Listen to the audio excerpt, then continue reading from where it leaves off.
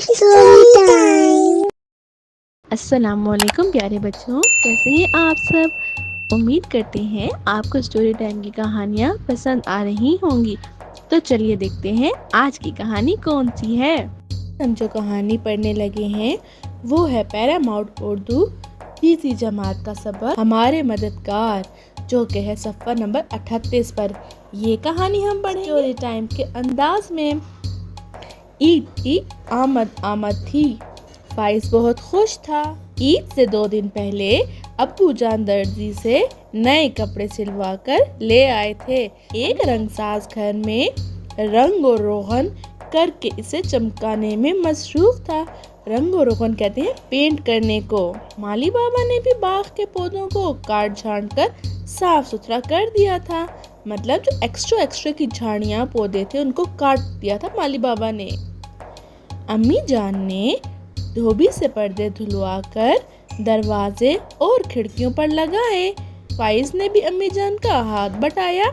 धोबी क्या होता है ये हमने आपको कूड़ा कहाँ डालू कहानी में बताया था।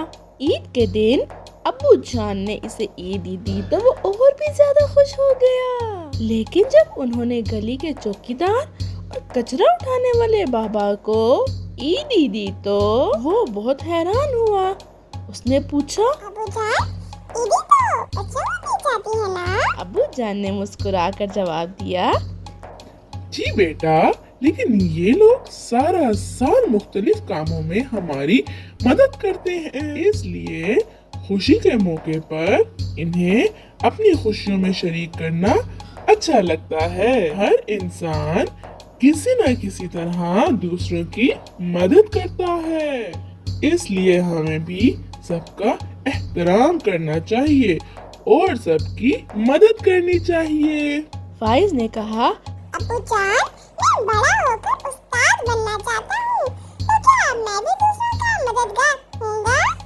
अब्बू जान ने कहा, जरूर, बल्कि तुम तो सबसे ज्यादा मददगार बनोगे।